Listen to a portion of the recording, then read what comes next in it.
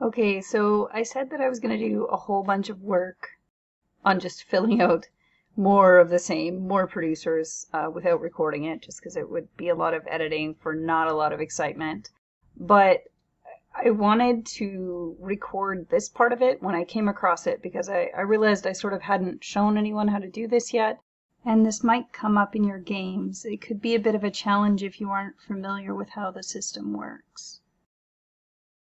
I chose to start from the empty producer states table so that I would have these extra columns labeled client and server, and I need them for some functionality that I'm planning on implementing later. But in either this table or the one that has just the ones where it says place state static, the building and rebuilding states only go up to state 3. So you'll notice here it says state 1, then it says state 2, then it says state 3.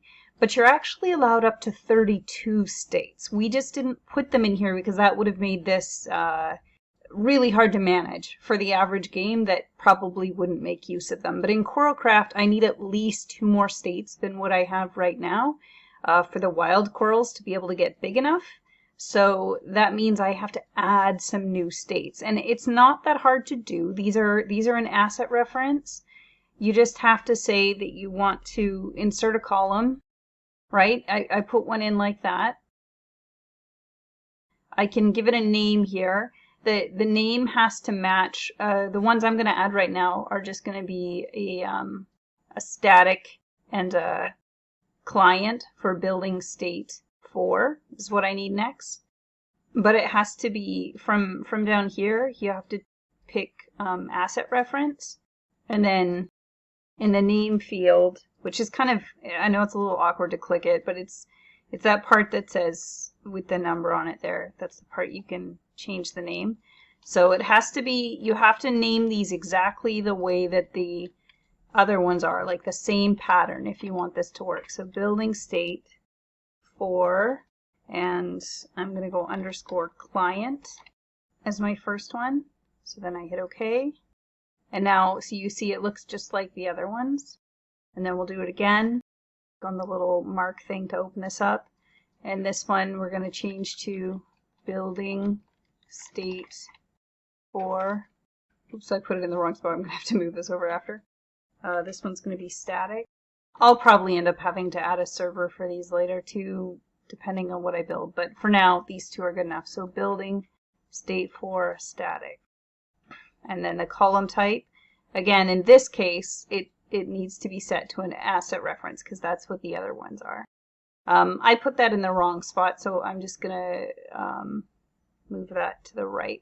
Right and left very much confuse me, but there you go. So now we have the 2 new things. So I just wanted to show you how to do that one step. If you're, this is also true if you're working from the farming tables that don't have a client or a server column. You can just manually add it the same way that I did. I just added those 2. As long as you follow the naming conventions, the code will be able to pick up and read from these states we've added. So I'm just going to keep working for a while. Maybe I'll do a bit of that and fast forward, but I just wanted to explain that.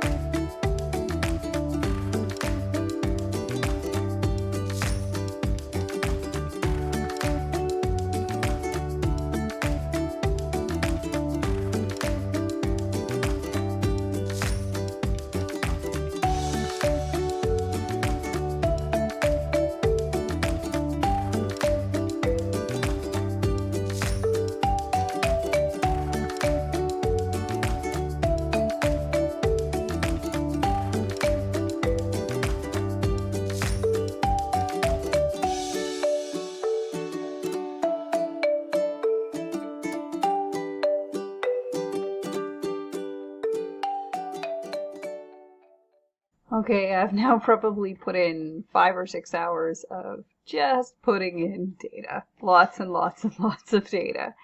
I can quickly show you some of what I've touched. So there's now a lot of coral producers. We can look at, there's all these, so many. And I also had to put in the producer states for all of those. Again, many, many, many, many. And I had to add a few more items.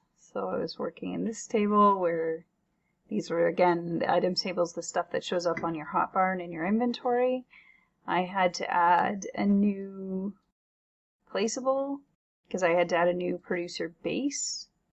The one I added is this, we have a chair armature.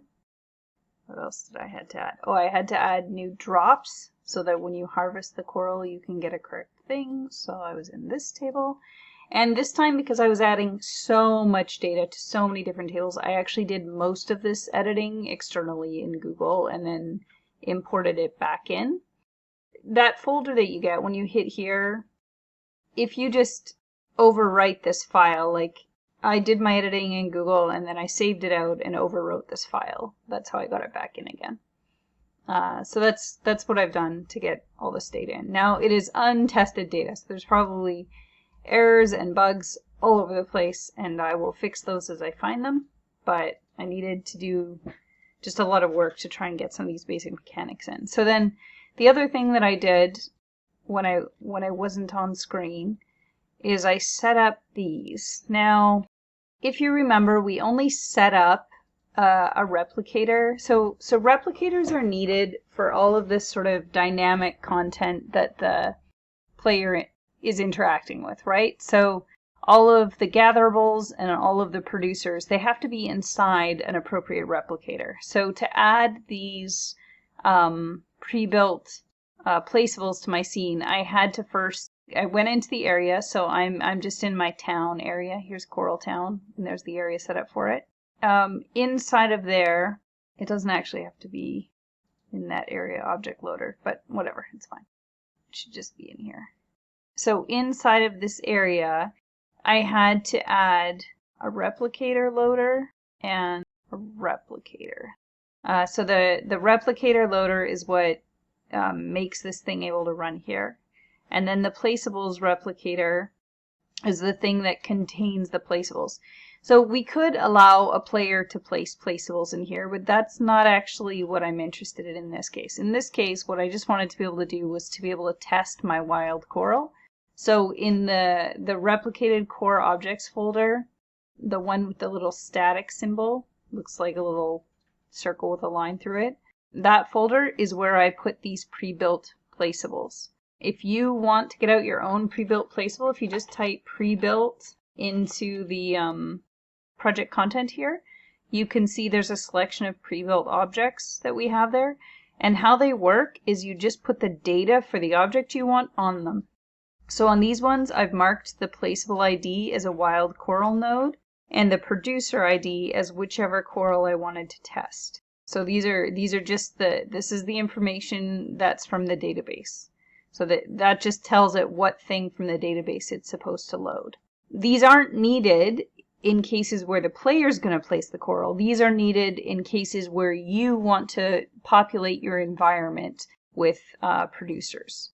Oh, and if you have an area that doesn't have a replicator loader or a replicator, you can also type in here. So if I just type placeables replicator, there you can see you can get a fresh one out like that.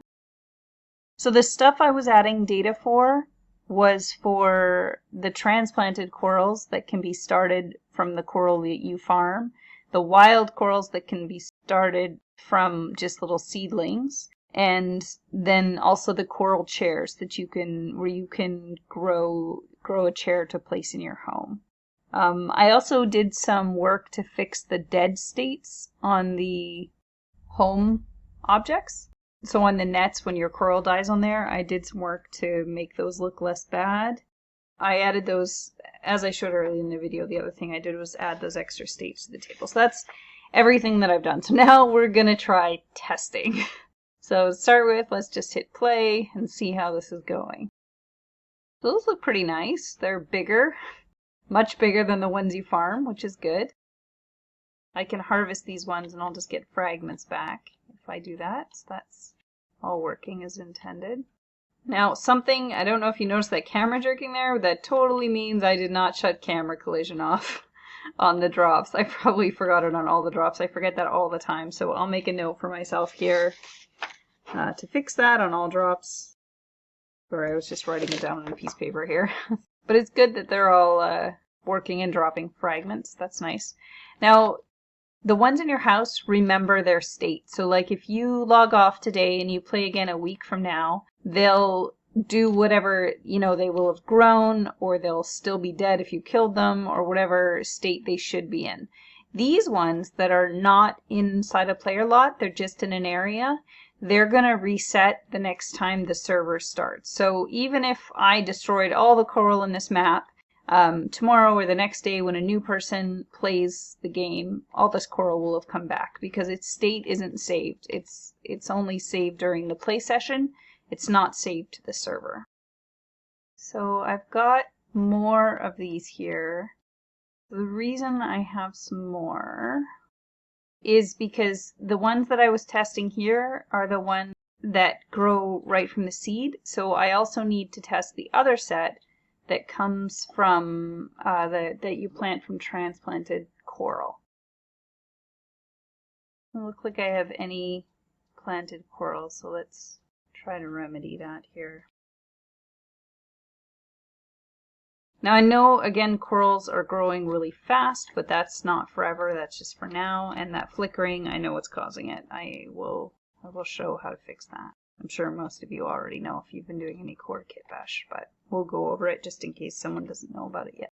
We're getting, you can see that when I was harvesting those, I was getting the nice mature corals, so not the little fragments, but the bigger ones. So let's just take these here and see if we can plant them. All these ones out here have died. So the coral isn't going to die this easy. It will actually only die if it's been bleached too long or if there's some other environmental factor that's killed it. But just for the sake of testing, I wanted to test all my dead states, so that's why we got these. So that's looking nice. Those planted the way they were supposed to. I like how these ones look as outlines. They look pretty cool. You can see that they're getting bigger. Yeah, I have to change the message on these ones because they say that you can collect them with a chisel, but you can't. Like these aren't, they'll break into fragments because these are big ones, so I'll have to change that. I don't know if you noticed, but I made the dead ones. If you collect them, they drop these little white, like shell fragment kind of bits. Those are a material that can be used for some crafting stuff later on. Okay, well this is all running quite well. I'm pretty pleased with this. And I'll proceed to finish testing all of the corals and make sure that everything's dropping what it should. I'll just quickly show you how to fix those drop icons that are causing me problems. So what you need to do is go find your drops. Start with a bunch of corals, I guess. So the easiest, dirtiest way to do this is just to do it on the outer container, which is what I'm going to do right here. And you go down to this camera collision thing and you say force off, and that'll fix that problem. Because all that's happening is that your camera thinks it needs to go around the object that's hitting it, so it suddenly jerks in front of it, so it makes your camera feel like it's moving, which is not what we want. So I'm just gonna, I'm de-instancing these. I don't need to, but I'm just doing that so that I can tell which ones I've fixed, because that will turn them all green, and now I can go and just update template from this for all of these to make sure that the camera setting is applied. And I'll do this for all the other objects in this scene too. Bad me for not remembering to do that to begin with. Okay, so that's it for this video. We got a whole bunch of producers in. We talked about adding new columns to the producer states table. I showed you how to use these pre-built producers if you want to have things out in your scene. I showed you how to add a new producer or a new Placeables replicator and a replicator loader if needed. And yeah, I'm not sure what we'll go over next. I haven't decided yet, but that's all for tonight. See you in the next video.